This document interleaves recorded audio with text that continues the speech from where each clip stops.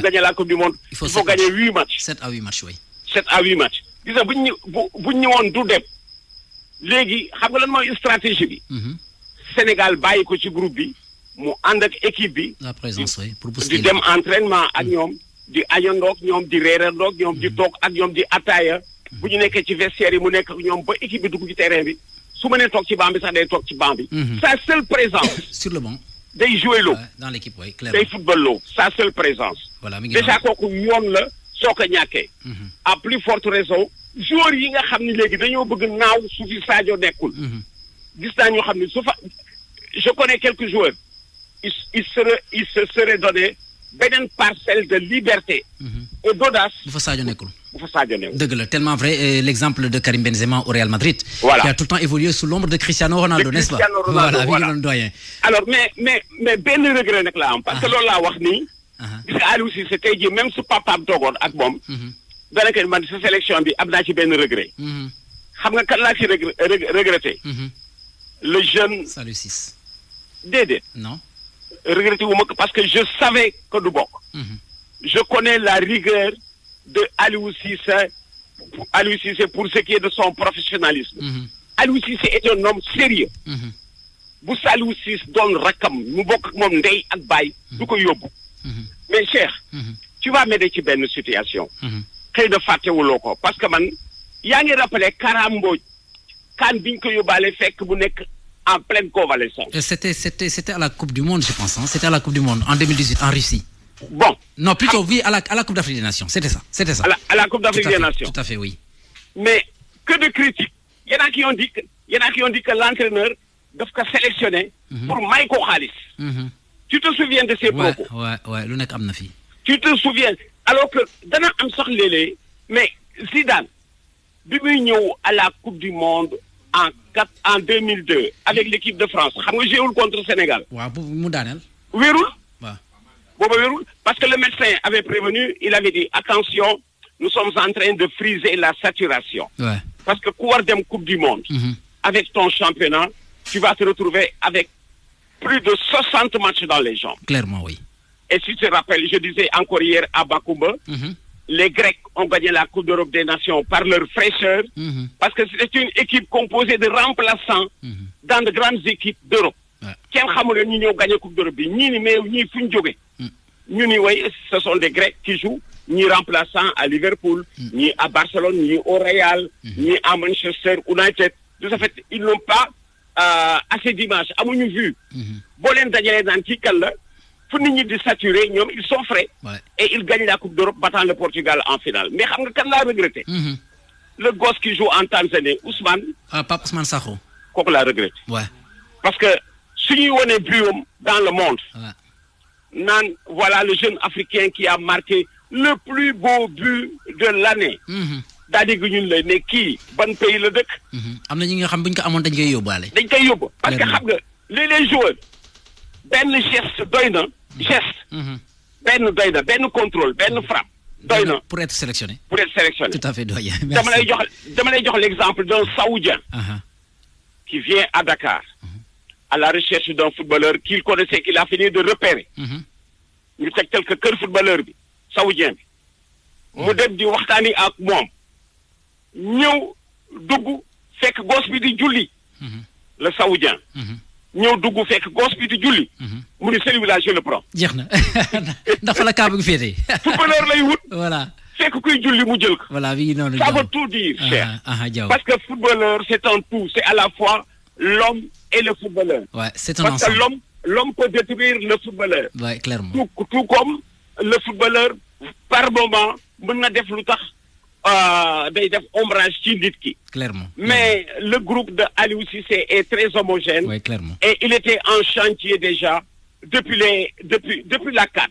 Ouais. soo xoolee kan moo ci raté CAN bi kan moo nekkoon ci CAN bi te nekk fa. Saliou Ciss ak kan. Saliou Ciss ma nga ca Bouna Sarr.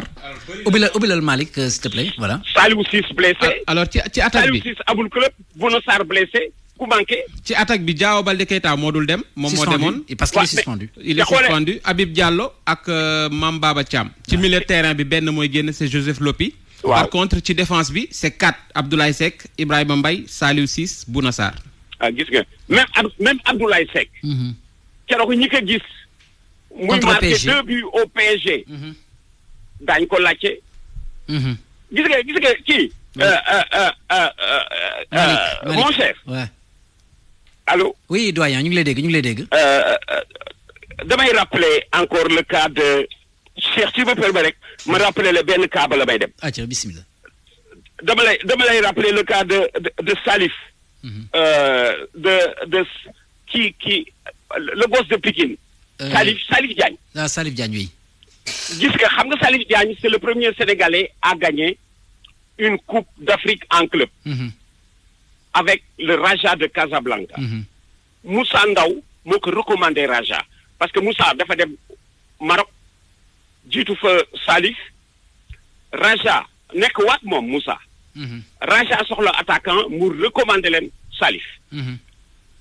Salif Diagne ñëw gagné Coupe d'Afrique bi en club avec le Raja. bi mu koy gagné en club ils avaient éliminé le Tonnerre de Yaoundé daf ko dóor aller-retour. keroog Salif mooy le bourreau du Tonnerre de Yaoundé daf leen dóor aller-retour. Camerounais yi ragaluñu ku dul Salif Diagne. Camerounais ragaluñu ku dul Salif Diagne. ñu am Cameroun si tu te souviens à Annaba.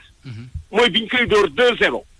avec des buts de Moussa Ndaw sur coup franc. C'était en Algérie, à Annaba plutôt en Algérie. Waaw, en Algérie. Avec des buts de Moussa Ndaw et de Mamadou Mariem Diallo. Moussa Ndaw, si je me souviens, c'était sur coup franc d'ailleurs. Sur coup franc, très bien. Mamadou Mariem sur action de Souleymane Sané.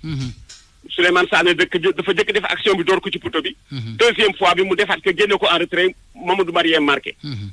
Alors ci hôtel bi ma nekk j'étais avec groupe journaliste la ñu il y avait un Camerounais ci groupe bi. ñu toog à table di añ le Camerounais s'approche journaliste. toog sama wet ñuy waxtaan di waxtaan mais mu ni ma monsieur Diaw moi je suis surpris par votre liste. ma ni ko comment booba Claude Leroy mooy entraîneur. je suis surpris par votre liste ma ni ko comment mu ni ma l'absence de Salif Diagne. ma ni que vous savez dans une équipe tous les entraîneurs au monde ont connu ce moment ça fait très très mal par moment de se séparer d'un joueur quand vous êtes bousculé peut-être par le choix. C'est presque des nuits blanches. Voilà. Mais soo xoolee attaque gu Sénégal ba ña fa nekkoon. Firaleur, Bokandé, Souleymane Sané, Thierno Youm, Moussa Ndaw ak ñi ci biti ñeneen j'en oublie loolu moo doon ossature bi. ñun pour ñun Sénégalais bi ñu perte Salif surtout que fekk que mu génn fekk na Salif génn nekk Cameroun ñu perdre que de but. mais Camerounais yi gis nañ ko. Les Camerounais disaient bu doon Camerounais dina jouer. Il s'étonne que le Sénégal passé wu ci loolu. Ma ne que j'avoue que nous avons de si bons attaquants que l'absence de Salif va passer inaperçu au Sénégal. C'est le trop plein de talent. Voilà. Mais gis nga ba match ba jeexee. keroog ba Sénégal Cameroun jeexee ca Annaba. ñu gagné leen 2-0. fekk Cameroun qualifié war dem Coupe du Monde. bi ñu ñibbisee à l'hôtel journaliste bi sama néeg la ma fekk. ni ma monsieur Diaw vous aviez raison. Ce que j'ai vu avec le Sénégal d'aujourd'hui, nous allons à la Coupe du Monde, nous Camerounais, mais cette équipe du Sénégal présente meilleure mine pour aller à la Coupe du Monde. Tout à fait. C'était avec Claude Leroy. Malheureusement, xam nga pourquoi gagné wuñu Coupe d'Afrique boobu. Si tu te souviens, booba temps joueurs yi amuñu liberté. Souleymane Sané ak Thierno Youm. Après bi ñu gagné Cameroun. di waajal demi-finale bi contre Algérie. ñoom dañu dellu en club pour jouer en championnat. Pour jouer en championnat. Malheureusement ñibbisi wuñu pour jouer keroog contre Algérie en demi-finale. Oumar Seck président CNP. dafa louer avion bi toog ci piste bi. pour que bu ñu xamee fu ñuy fekk Thierno Youm ak Souleymane Sané on est en Algérie Thierno Youm France lañ koy jëlee Souleymane Sané Allemagne. le même avion mooy def le tour jëli leen. Claude Leroy di woote seen téléphone sonné muy sonné kenn décroché wul. nga xam ne y a eu des pressions. Claude Leroy qui me dit laay je ne les ai pas si on a Youm on gagne si on a Souleymane Sané on gagne si on a les deux on survole l'Algérie en demi-finale. On a joué la demi-finale sans ces deux ñu nag Algérie def 2-1 mu marqué ñu but à la 4e ñu égalisé à la 19e par Adama Cissé. war ko éliminer si tu te rappelles, avec la balle de Lamine Ndiaye et de Lamine Sagna, avant la mi-temps, public bi commencé nañu ñibbi. Parce que Sénégal dafay rey Algérie. Public bi commencé nañu ñibbi. Malheureusement, nous perdons 1-1. Nous perdons 1-1 et on s'arrête en demi-finale. Amoindri par ces deux absences. Bon, moom laa lay wax te kat ñun bi ñuy jouer en l'absence de Youm et de Souleymane Sané, Cheikh fàtte nañ leen. Bi ñu commencé di jouer. fàtte nañ leen parce que Sénégal léeg-léeg da nga naan les absents ont toujours tort. Parce que dañuy jouer ak li ñu am te ku fi nekkul rek ñu fàtte la. Bon, voilà. Avec le cas du jour, yàlla bu mu ñu dal ci Sadio Mané. Même si on peut jouer sans lui, nous voulons l'avoir dans le groupe. Lui. Voilà. Merci doyen.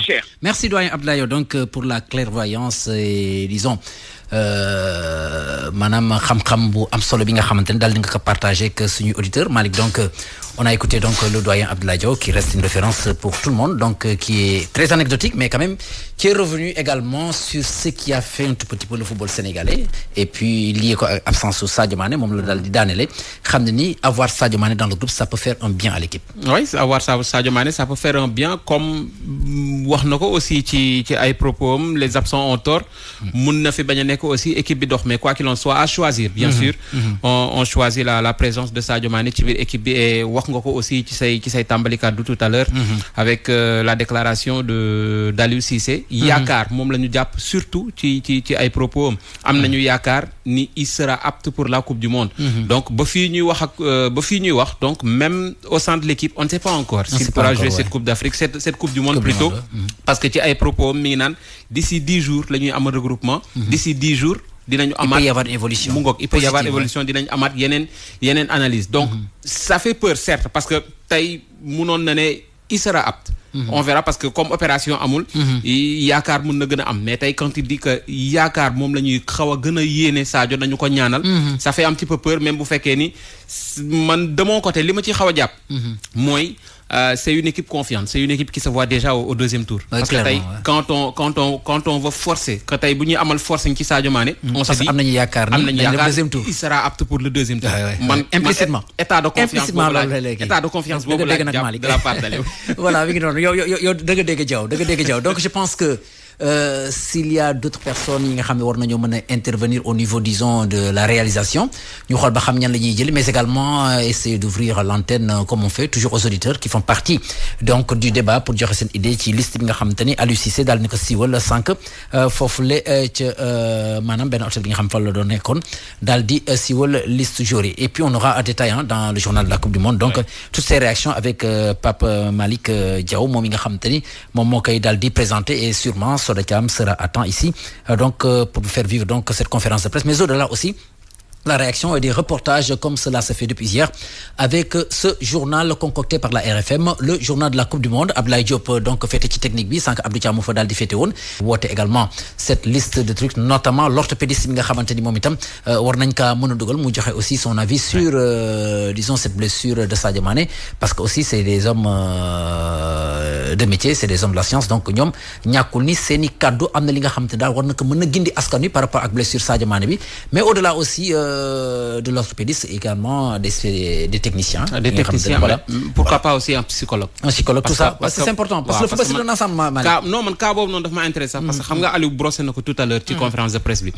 Quand on entend certains Sénégalais dire Sadio bu ñëwul bu yeboo ñu toog. ñu toog, ouais. C'est un petit peu péjoratif vis-à-vis de l'effectif. Oui, oui, parce que c'est un respect qu'on doit avoir pour les autres joueurs qui n'ont pas peut-être ce talent de Sadio Mané, ce talent exceptionnel de Sadio Mané, mais qui restent quand même des joueurs qui évoluent au même titre que les autres joueurs yi nekk ci yeneen équipe dans les championnats différents. Et je pense que véritablement par respect à ces gens-là, comme loolu fi